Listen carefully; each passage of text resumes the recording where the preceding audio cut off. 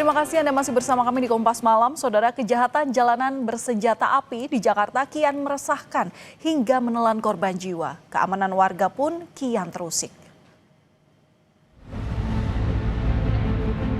Ruang aman di Jakarta terusik dengan aksi kriminalitas bersenjata api. Seorang hansip bernama Atim Suhara meninggal dengan luka tembak saat berupaya menggagalkan pencurian sepeda motor. Korban dimakamkan di TPU Buni, Tipar Cakung, Jakarta Timur. Polisi telah menangkap 2 tersangka di lokasi berbeda di Lampung dan Jakarta. Kedua tersangka kini mendekam di tahanan Polda Metro Jaya untuk menjalani proses hukum. 2 karyawan restoran juga jadi sasaran kejahatan. Video amatir warga merekam korban dianiaya 3 pria tak dikenal saat pulang bekerja di Jalan Tebet Barat 9, Jakarta Selatan, Senin malam 11 November. Sejumlah warga yang berada di lokasi tak berani melerai lantaran salah satu pelaku memiliki senjata api. Korban dihadang para pelaku dan dituding menyenggol sepeda motor pelaku. Korban telah melaporkan kejadian ini ke Polsek Tebet.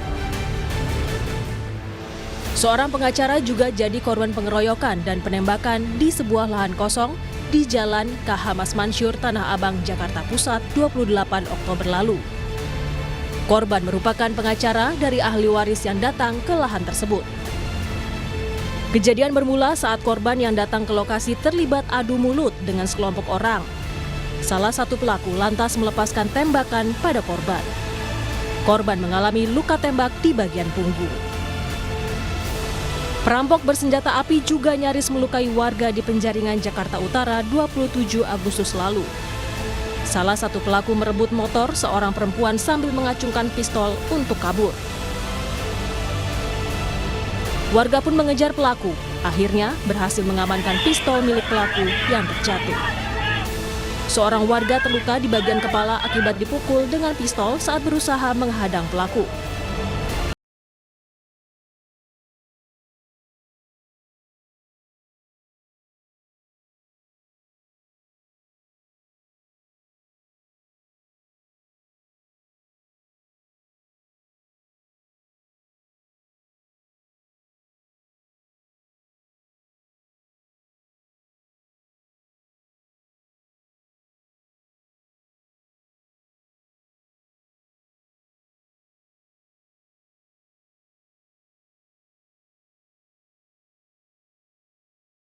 Di Jakarta dengan beragam modus kian meresahkan hingga menelan korban jiwa. Dan untuk membahas maraknya kriminalitas bersenjata api, kita akan bahas bersama kriminolog dari Universitas Budi Luhur, ada Bapak Luki Nur Hadianto. Selamat malam Pak Luki.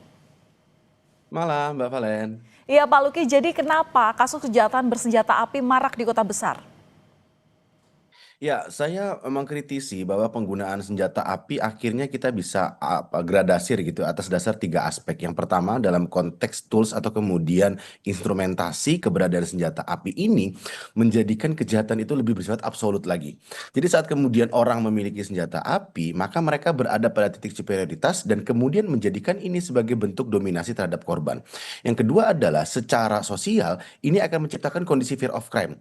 Sehingga saat kemudian seseorang dengan atribusi apapun memiliki senjata api, maka mereka akan cenderung memberikan efek takut kepada para korbannya atau bahkan kepada orang-orang berada sekitar. Sehingga dalam konteks ini orang-orang yang kemudian memvideokan atau kemudian orang-orang yang secara naluriah gitu ya melihat itu cenderung untuk tidak berani untuk melakukan sesuatu.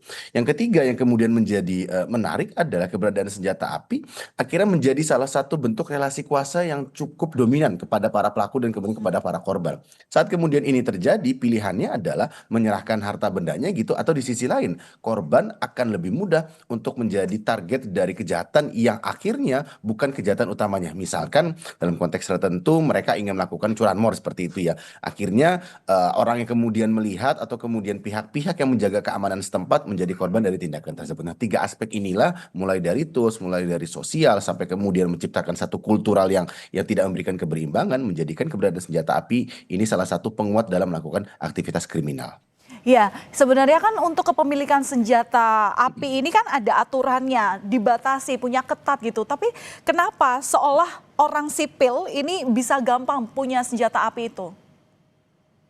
inilah justru kita sebut sebagai gapping of flow ya. Jadi memang keberadaan senjata api ini akhirnya tidak memiliki kekuatan infrastruktur yang cukup kuat untuk memberikan tindakan yang tegas kepada orang-orang yang memilikinya secara ilegal. Kita masih mengarah kepada Perpol nomor 1 2022 bahwa kepemilikan senjata api apakah yang kemudian bersifat organik atau yang bisa didapatkan untuk kepentingan olahraga atau rekreasional, misalnya penembakan atau dari institusi penembakan lainnya, itu cenderung berada pada segmen tertentu. Di sisi lain adalah keberadaan senjata api baik yang dalam konteks ini adalah rakitan atau bahkan ilegal, itu cenderung lebih mudah karena orang-orang yang dalam konteks tertentu memiliki demand yang cukup tinggi. Demand inilah yang akhirnya menjadikan keberadaan senjata api ini tidak hanya kemudian sebagai tools, bisa jadi kemudian sebagai gaya hidup yang di sisi lain akhirnya dimanfaatkan untuk tindakan kejahatan. Yang kedua adalah tidak adanya infrastruktur hukum dalam konteks ini adalah yang secara rigid gitu mengatur kepemilikan senjata api yang lebih luas, kemudian mengarah kepada bagaimana kemudian ini dimanfaatkan jika memang berada pada tingkatan olahraga atau kemudian kebutuhan lainnya, sehingga kita tidak bisa kemudian memilah-milah apakah memang keberadaan ini hanya sekedar mohon maaf misalnya yang bersifat ilegal itu kemudian dimiliki secara asing oleh orang-orang tertentu, atau di sisi lain yang awalnya dimiliki untuk kebutuhan Oke. olahraga akhirnya dimanfaatkan oleh oknum-oknum tertentu untuk kemudian melakukan kejahatan. Berarti ada sindikat yang terlibat dalam pembuatan dan peredaran senjata api rakitan dan juga ilegal ini susah diberantas begitu. Ya, saya pikir akhirnya keberadaan aparat penegak hukum tidak lagi berada pada ranah untuk menunggu terjadinya kasus lebih lanjut. Jadi tentu harus bisa melakukan tracing saat kemudian orang ini memiliki senjata api, maka pendekatan yang harus kemudian dilakukan pertama adalah dari mana senjata api ini berasal. Dari sinilah kemudian bisa dipetakan titik-titik yang memang akhirnya menyuplai ke tindakan atau kemudian senjata api tersebut. Itu yang pertama. Yang kedua, jika memang pendekatannya bersifat represif, maka yang harus kemudian ditekan adalah keberadaan dari pihak-pihak yang menyediakannya baik secara ilegal ataupun secara legal dengan kriteria yang cukup ringan. Itu yang seharusnya bisa memberikan efek jerak kepada orang-orang yang memang berpotensi untuk dapat melakukan kejahatan lanjutan. Yang ketiga, akhirnya efektivitas ini menjadi lebih tumpul karena seringkali orang-orang yang melakukan tindakan kejahatan lebih mudah untuk mendapatkan senjata api ini baik kemudian secara ilegal atau secara rakitan, baik dalam konteks yang home industry atau memang ini didapatkan secara secara masif gitu ya, melalui toko-toko yang memang menjual ini secara secara black market, kurang lebih demikian, Mbak Valen. Iya, ini bisa dikatakan apakah memang polisi susah mengusut untuk penyuplai senpi itu sendiri, Pak Luki, sehingga ini yang menjadi salah satu faktor kenapa senjata api ilegal ini masih bisa berkeliaran dengan mudah tampaknya. Ya, saya pikir tentu pihak kepolisian memiliki berbagai pendekatan investigatif yang saintifik gitu ya. Sehingga saat kemudian terjadi tindakan seperti ini, orang yang kemudian harus diidentifikasi pertama adalah orang-orang yang memang menjadi pelaku. Sehingga dalam konteks ini pula lah mudah terpetakan gitu ya, dari mana ini berasal, dari mana kemudian mereka mendapatkan, dengan cara apa, di titik mana. Sehingga yang pertama tentu melakukan mapping of crime itu menjadi penting. Yang kedua adalah tentu kenapa kemudian ini menjadi berlarut-larut dan cenderung sulit, karena seringkali orang-orang yang menyediakan senjata api ini tidak bisa mendapatkan hukuman yang lebih kuat lagi. Jadi alih-alih kemudian orang-orang yang melakukan tindakan pembunuhan dengan senjata api ini dalam konteks street crime tersebut, orang-orang yang kemudian menyediakan ini cenderung tidak mendapatkan hukuman yang bersifat represif atau bahkan memberikan efek jerak kepada pelaku-pelaku lainnya.